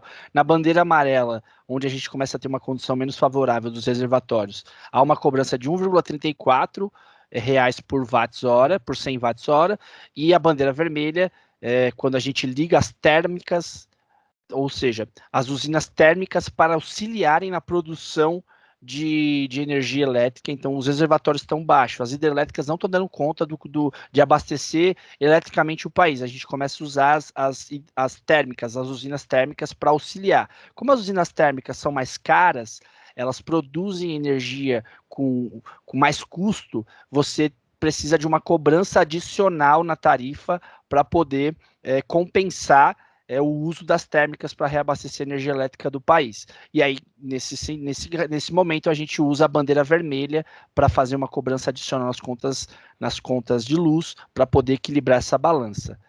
A grande questão é que nós estamos no meio de uma pandemia, diante de uma crise financeira e econômica global, e a discussão é se não haveria outra maneira ou alguma forma de subsidiar isso ou de segurar isso de alguma forma para não taxar as pessoas uma cobrança maior.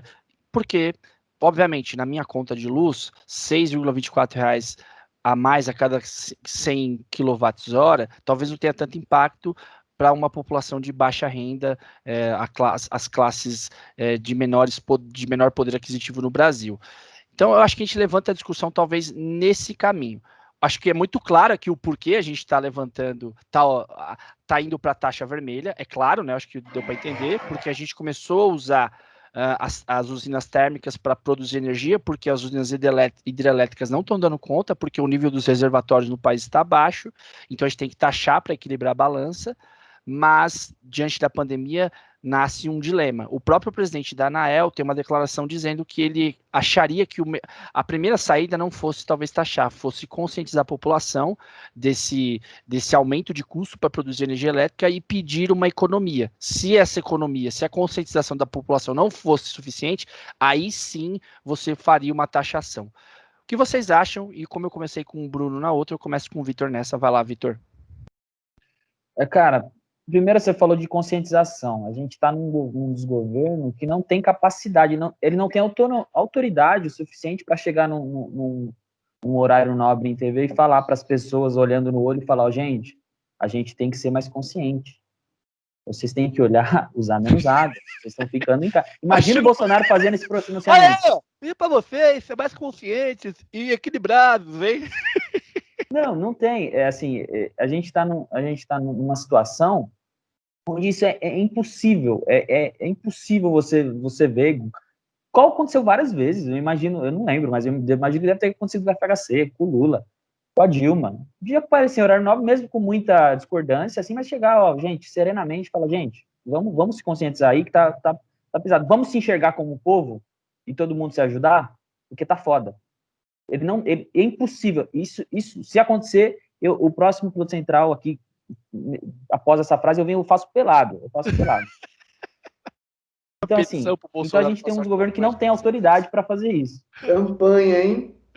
Vamos fazer. Eu quero ver você nu, cara. Você tem um. A campanha vai ser assim, ó. Bolsonaro, mostra pro povo, pro Vitor mostrar. Hashtag, né?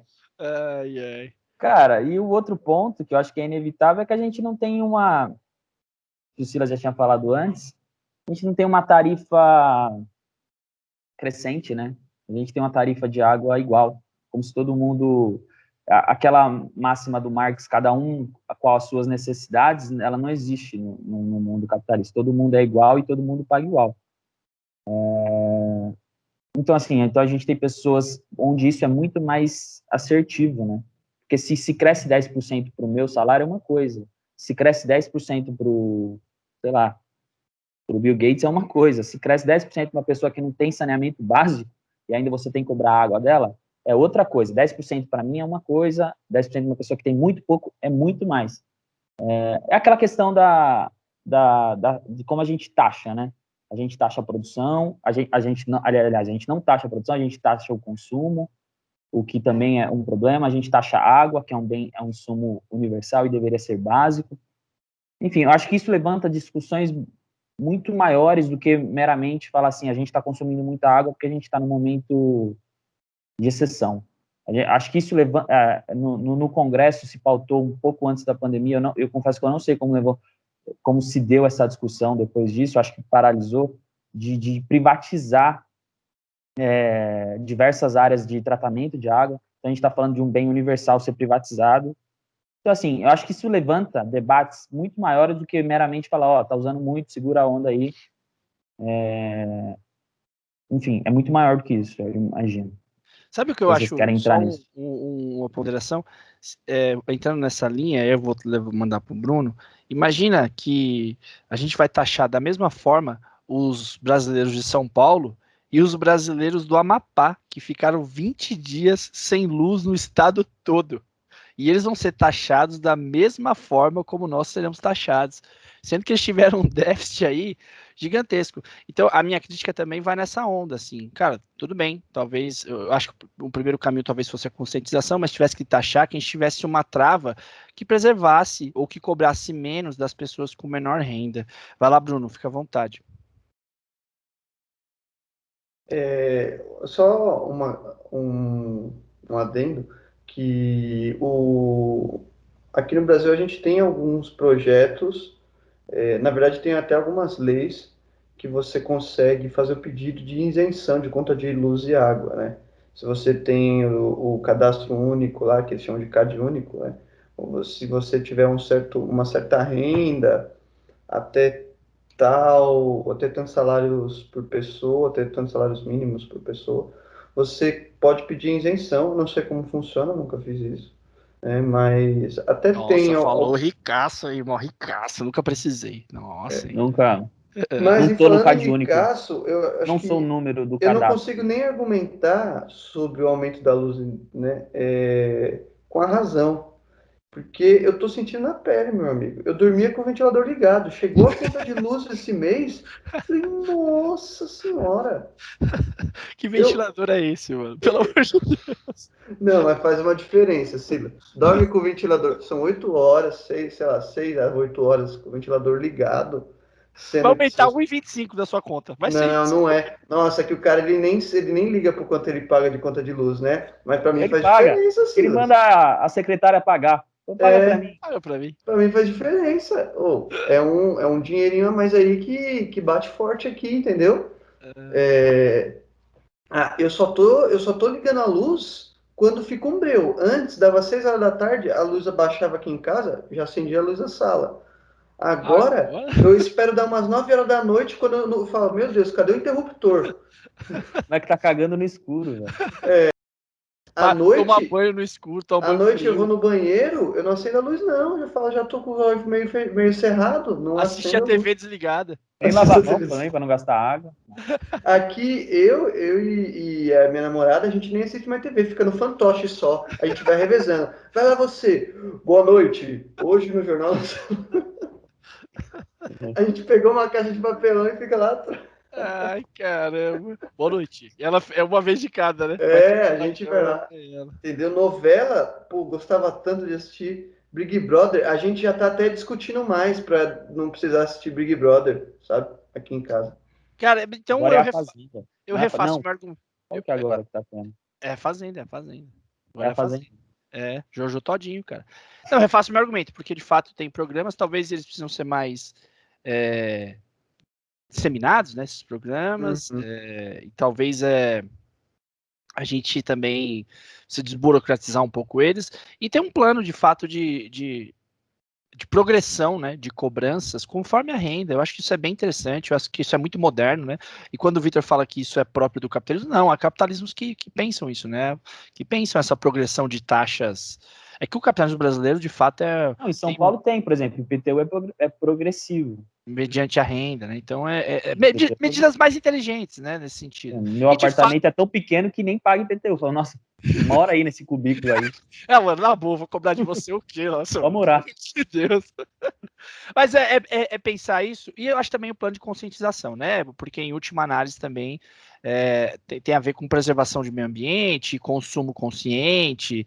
Eu acho que um plano de conscientização seria uma saída extremamente inteligente, né? Eu lembro que na época teve vários planos de conscientização ao longo da história, né? Pra gente economizar. Eu lembro que tinha aquelas propagandas que ficavam uma torneira pingando assim, e aí vinha aquela mensagem assim, tipo de pânico, tá vendo? Você está acabando com a água do mundo. E pingando um negócio assim, mó pesadão, assim, uma gota super pesada. Aí depois, no final da propaganda, aparece, essas gotas são somente cenográficas.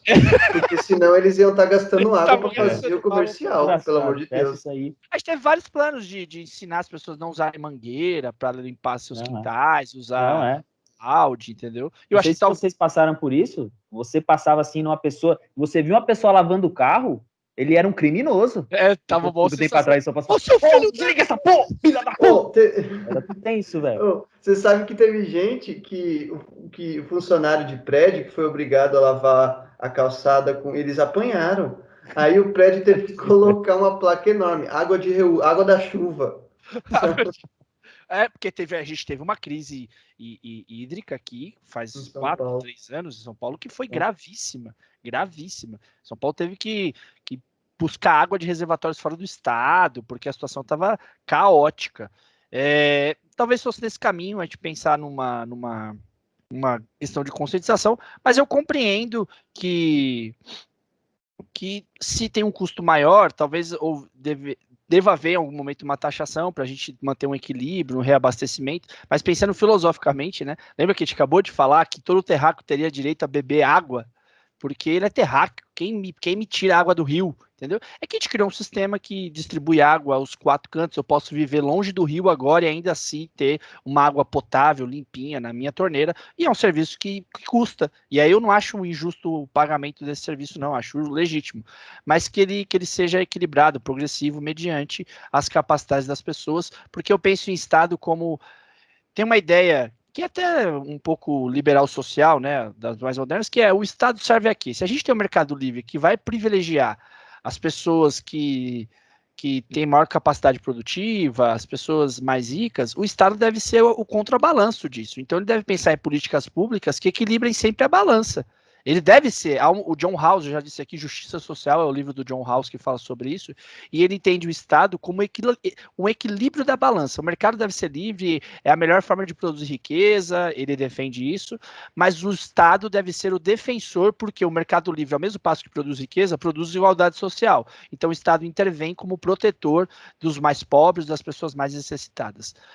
Beleza, vamos para a última notícia que também... Cida, só para fechar aqui, antes, eu acho que isso que está acontecendo também é um ótimo motivo para a gente começar a pensar em fontes mas não só mais limpas, porque a fonte através da água, né, que a gente tem de energia, ela é bem limpa. Você pega a queda do rio, você pode até desviar um pouquinho, né, mas você aproveita a queda de um rio ou desvia para um rio ter uma queda mais forte, e você ter água, você ter energia, gerar energia através do movimento da turbina, que gira com a queda da água, mas O Brasil, por ser um país tropical, você ter uma incidência solar em todo o território nacional, a gente não aproveitar a energia solar, você não estimular essa forma de produção de energia,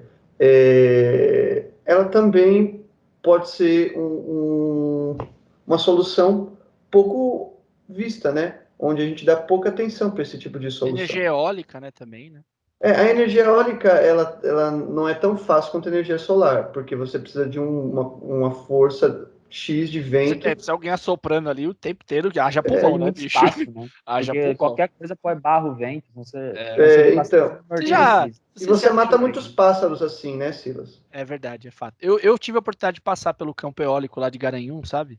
É bem legal, é bem bonito, cara. É bem. Mas eu entendi. Pensar em energias que sejam. É que assim, a energia termoelétrica, ela pode ser limpa, né? Que é a ideia de gerar energia a partir de qualquer material que possa gerar calor. Tem o carvão, mas existem coisas mais sustentáveis. Só que ela é cara, né? Você pode usar, tipo, diversos tipos de plantas, restos de madeira, óleo diesel, material radioativo como urânio, né? Uma usina nuclear, ela é uma termoelétrica, em tese, ela gera calor a partir do urânio, mas ela é muito cara, né, hoje ainda, para ser feita. Mas sim, eu concordo. Acho que a gente devia repensar na verdade, assim, o Brasil é muito atrasado nesse sentido, assim, já há vários projetos de ONGs e muitas gente, mas o Brasil, enquanto Estado, ainda tem um déficit, né, de produzir energia mais limpa e de outra forma que não use tanto do recurso da água, ou outras alternativas, talvez a hidrelétrica ainda possa Mas só se a gente diminuísse vários impostos desses equipamentos, que são todos importados,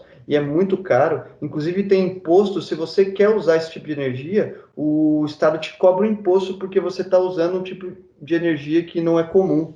Olha que doideira. Você é penalizado por ser... Então, se o Vitor ficar soprando aqui uma hélice na minha casa que gera energia, os caras vão taxar eu. Porque o Vitor... É isso. Que exemplo legal, né? Só queria gerar um exemplo do cara soprando.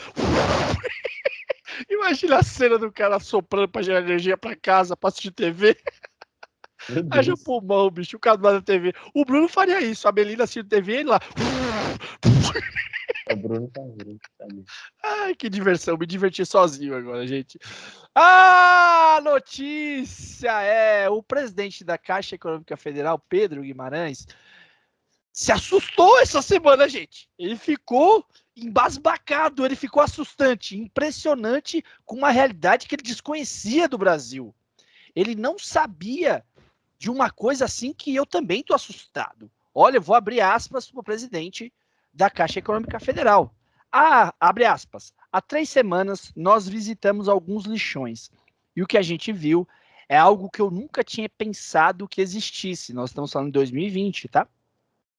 Eu voltei, fechei aspas, abri aspas para mim.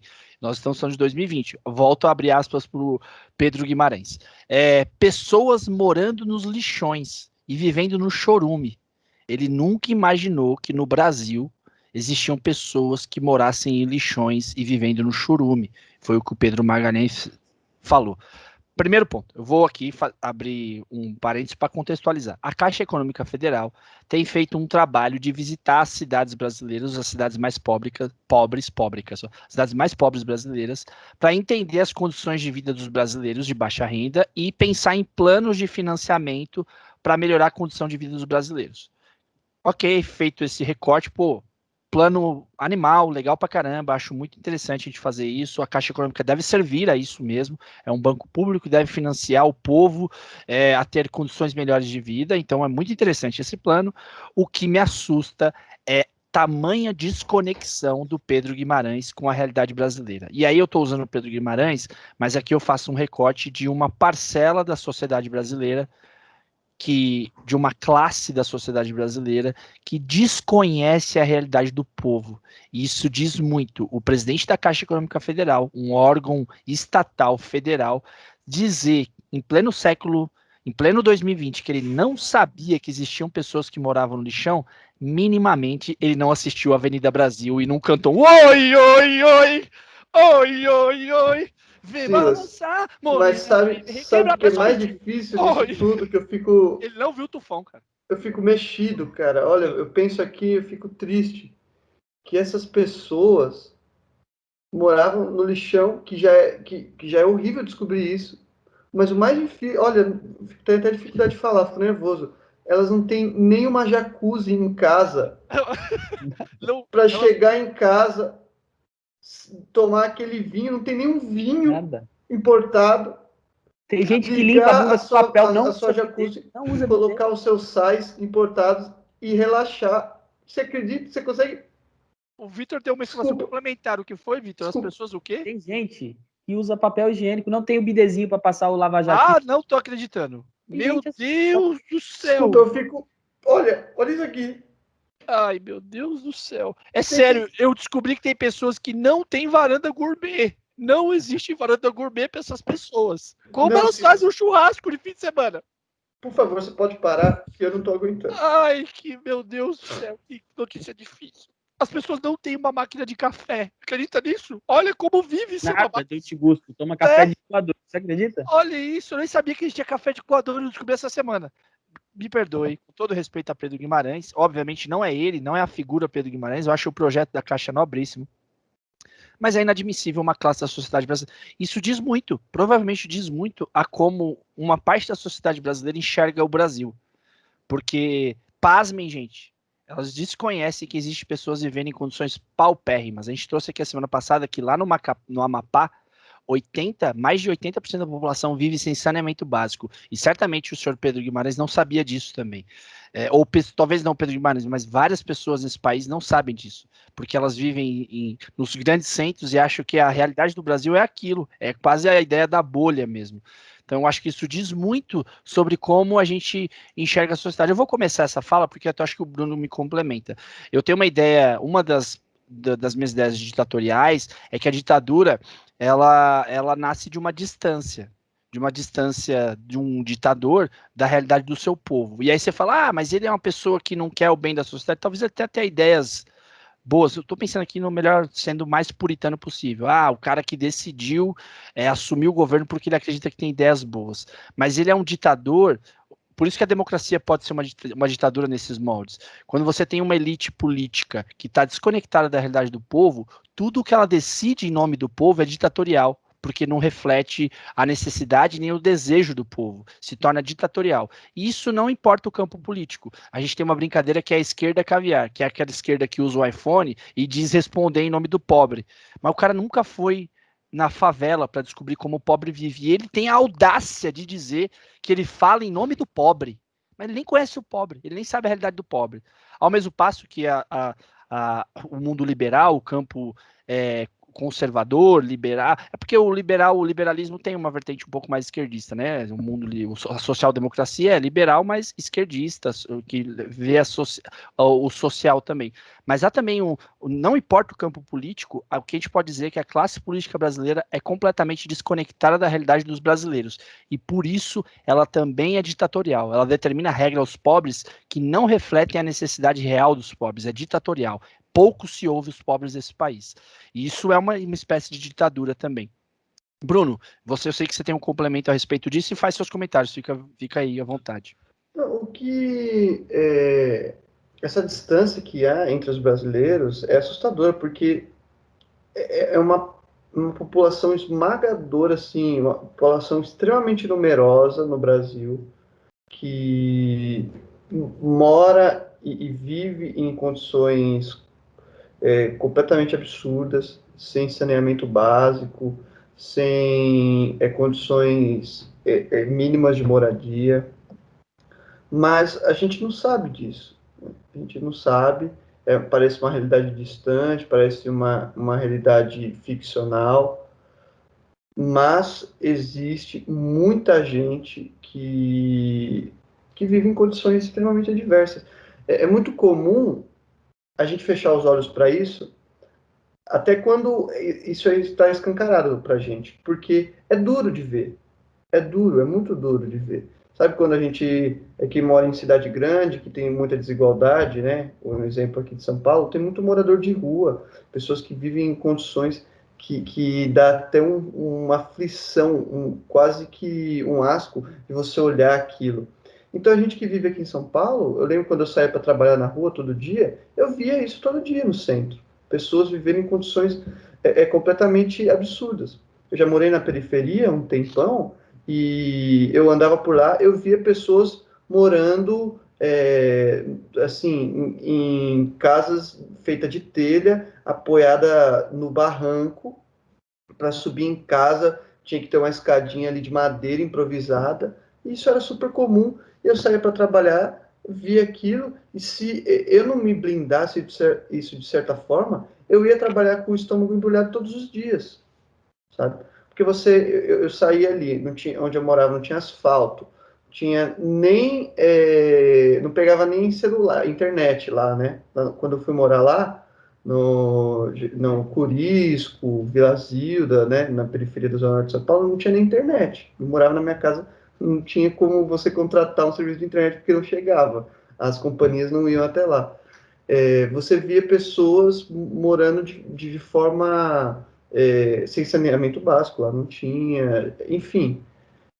E tudo isso embrulhava o estômago. E se eu não fechasse um pouco, me fechasse um pouco para isso, eu ia viver assim, com o estômago embrulhado, eu ia viver com uma tristeza profunda, uma agonia profunda embutida em mim, sabe? Então, sem você querer, o seu corpo e sua mente, ela vai se fechando para isso, vai criando uma sombra ali, sabe, naquela parte. Sabe quando uma coisa curiosa é que o nosso olho ele enxerga o nariz, só que o cérebro cancela o nariz, né? Senão você ia ficar com, no meu caso e do Silas, a gente ia ficar com uma mancha enorme aqui, ó. Ah, malucão. Vai se Eu Uma ferrar. enxergo meu mancha enorme nariz, se aqui na eu tapar visão. um olho assim, olhar, eu enxergo. Dá pra ver, mas o nosso olho ele cancela o nariz. Eu não dá, ele me incomoda o tempo inteiro, eu não consigo cancelar meu nariz. Desculpa, cérebro. Muita Nem meu coisa. cérebro consegue desconectar. Mas enfim, e é como se o nosso olhar ele cancelasse muitas dessas coisas, né, absurdas, porque é difícil de viver com isso. Mas existe e é bom a gente exercitar, não cancelar isso quando a gente vê, né? Eu acho que isso que aconteceu com ele é diretor da Caixa, Presidente. o presidente da Caixa, é que você se trancar ali no seu condomínio, sair do condomínio para o shopping, do shopping para, sei lá, para uma galeria, da galeria, no máximo você vai andar num bairro Pro onde, Starbucks, pro Starbucks. no máximo você vai andar num bairro ali completamente, com uma realidade completamente diferente do seu país. Então, você viver nessa bolha social e geográfica, né? Porque você vive numa bolha geográfica, do ar-condicionado da casa para o ar-condicionado do carro, do ar-condicionado do carro para o do shopping, enfim. Você acaba cancelando essa parte da sociedade, né? Por isso que eu acho que é interessante você se permitir a conhecer, a ter amizades, a frequentar esses tipos de espaços da sua cidade. Você saber que existe e deixar aquilo tomar você. É difícil, você vai ficar com o estômago embrulhado, você vai ficar com asco, com uma agonia, vai. Mas isso faz parte da humanidade. A vida é difícil, a vida é isso, esse soco no estômago todo dia. Ou minimamente ou minimamente dizer as coisas pressupondo que você não conhece aquilo, né? Tipo, é igual, a gente teve uma fala da Bia Dória meses atrás, dizendo que as pessoas que moram na rua porque querem. Pô, peraí, você nem conhece as pessoas, você não sabe, você nunca ouviu, nunca se deparou para conversar com elas. Como você responde em nome delas, entendeu? Talvez aí faça tanto sentido a ideia do lugar de fala do Foucault, né? O Foucault traz isso no. Como é o nome do livro? É Vigiar e Punir? O livro do Foucault é Vigiar e Punir, né? Que ele vai trazer essa ideia, que ele não pode falar do sistema carcerário sem ouvir os carcerários. É o lugar de fala deles. Ele pode falar, mas com a perspectiva, tendo em mente a perspectiva de um carcerário. Eu posso falar do pobre, mas ouvindo o pobre, tendo em mente a perspectiva do pobre, conhecendo minimamente a realidade dele, para que minimamente eu consiga exercer o trabalho de empatia. O E Marx, saber de onde você está falando também. exato, o Marx faz um trabalho ele fala sobre o proletariado sendo um burguês. O Marx era um burguês. mas minimamente ele se colocou na posição de um proletariado, certamente ouviu os proletariados, os operários da sua época, as classes da sua época, para fazer um trabalho filosófico a respeito daquilo. Vitor, fica à vontade para terminar o programa aí, que hoje sou eu que indico o livro, já tô com o livro na mão, moleque, vem na minha. Então, se dá pra gente tirar algo, porque assim, benéfico dessa frase, é um pouco do que o Bruno falou, eu acho. A gente não pode perder essa sensibilidade de se impressionar. Eu não tenho dúvida que eu nunca fui para o Maranhão, tenho amigos que foram e já vi muitos relatos de que há situações assim inimagináveis e que para mim talvez me impressionariam muito. Mas eu, enquanto pessoa física, isso talvez seja bom. Talvez eu olhe aqui e me espante, falei, caramba, tem gente morando em Palafita. E cacete, como assim? Eu não sabia. Não é que eu não saiba, mas quando isso me atinge, há algo humano ainda em mim. Mas isso está falando eu, Vitor, Bruno, Silas, pessoa física. Isso a gente morando, ou tendo morado um bom tempo da vida em periferia, conhecendo de alguma forma ali níveis de pobreza, talvez não abissais, mas conhecendo a realidade de muita gente que passa necessidade.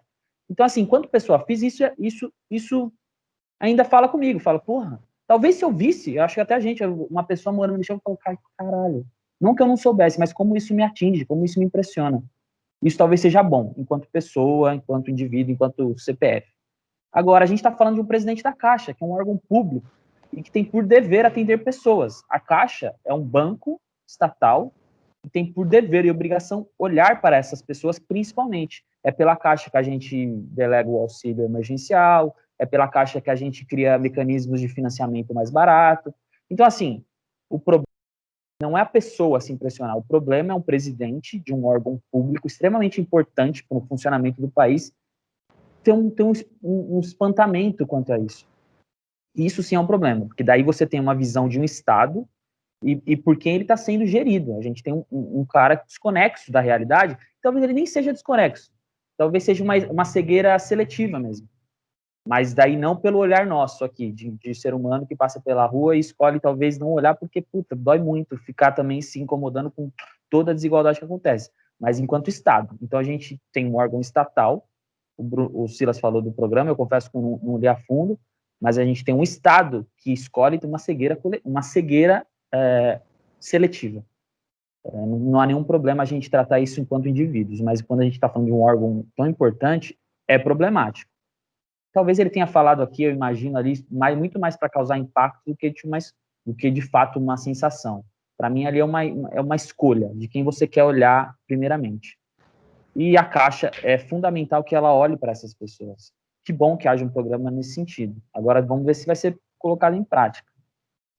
Nossa, Vitor, você é mó pessimista. Você acha que os caras são tudo ruim só porque são da oposição, é tudo. Não é problemático o Estado terceirar? Não, sim, mas você falou, assim, não vejo problema. Eu me impressionaria, sem dúvida, se eu fosse nesse Mas lugar. você disse que você acha que o cara não se impressionou, que ele usou o discurso só por causar impacto, pô. Não sei, pô. Não, assim, eu acho que seria muito desumano você não se impressionar. Não, mas você acha que naquele momento ele falou aquilo porque ele se impressionou, ele falou, cara, eu tenho que fazer um discurso aqui, eu tenho que, de alguma forma, alavancar o programa. Não tem problema fala de impacto, mas não, tudo bem, eu acho que assim, eu vejo nele a visão de uma burguesia que escolhe olhar, enfim, ela escolhe não olhar para esse lado, ela escolhe delegar aquilo. E enquanto burguês individual, beleza, a gente pode discutir. Agora, enquanto burguês trabalha por um órgão público, é um problema, sem dúvida. Sim, eu concordo toda a parte do problema, mas eu acho que seria muito desumano ele não se conectar com isso, sabe? Ao seu modo. Não, mas de qualquer forma, é uma discussão muito subjetiva, né? Eu entendo o seu ponto de vista, tem total razão. Pode ser, inclusive, o que você está falando.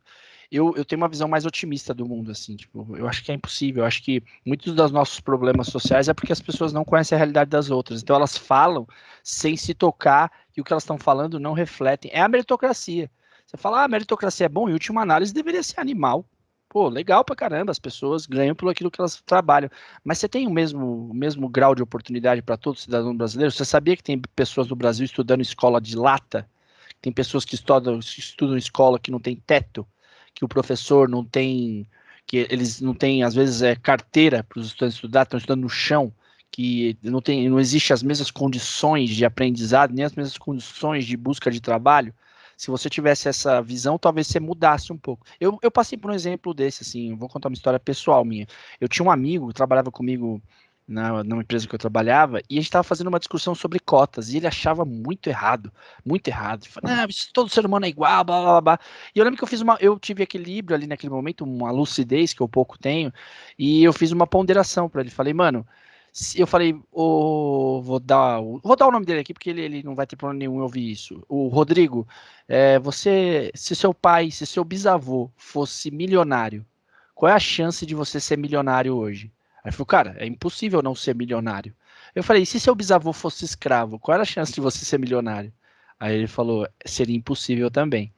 Aí naquele momento ele teve poxa, a escravidão foi algo que é tão recente que afeta diretamente a vida das pessoas ainda hoje, os negros ainda hoje. E aí ele teve uma metanoia, hoje ele é um cara a favor das cotas, porque alguém explicou para ele. Eu acho que tem gente filha da mãe, concordo. Tem uns caras que não querem largar o seu osso porque são egoístas de fato. Mas eu acho que há uma desconexão mesmo, as pessoas não sabem da realidade dos outros, não fazem nenhum esforço, ninguém também tem a paciência de explicar para elas essas realidades, e aí elas podem aprender. Eu acredito que muita gente pode mudar na hora que reconhece a realidade de algumas pessoas, sabe? Então, eu talvez seja muito inocente da minha parte, tá? Talvez eu acho que pode ser muito inocente da minha parte. Mas eu acredito fielmente, acho que a gente faz isso, entendeu? O piloto central tenta fazer isso, levar as pessoas um pouco de... Cara, pensa pelo outro lado, sabe? Sempre.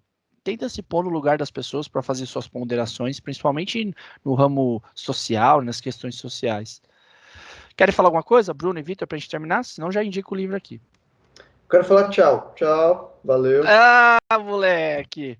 Então tá bom, sou eu que indico o livro, eu vou indicar hoje Variações sobre o Prazer, do Rubem Alves. Ele elenca aqui aquilo que é mais prazeroso, as artes que dão mais prazer na vida. E ele elenca, aqui é bem legal, talvez o Bruno goste desse livro, porque ele se diz o chefe de cozinha aqui da turma, né? Faz aqui o carbonara sem creme de leite, né? Ele é o meu Deus, né?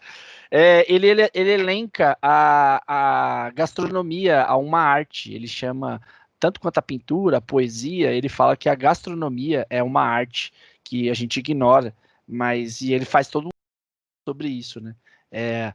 Seria a quinta variação de prazer da vida, seria a gastronomia. Então, é isso aí.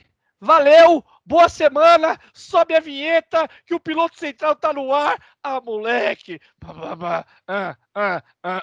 Segue o líder, Vitão, segue o líder. Tricolor na liderança. Vai, do Corinthians. Eu tenho que aproveitar que tá na liderança porque é raro pro São Paulo, então chupa mundo, tricolor, líder do Campeonato Brasileiro. Boa semana, valeu Bruno, valeu Vitor, beijo. Dá um tchau aí, ô Bruno, porque a gente tá no podcast, né, que as pessoas ouvem o seu tchau, ninguém vai assistir necessariamente. Dá tchau, cara. Balança as mãos. Sorria e acene. Isso aí. Sorria e acene é a lógica do que vive em Madagascar, meu amigo. Vem na minha. Ilha do Amor, Madagascar.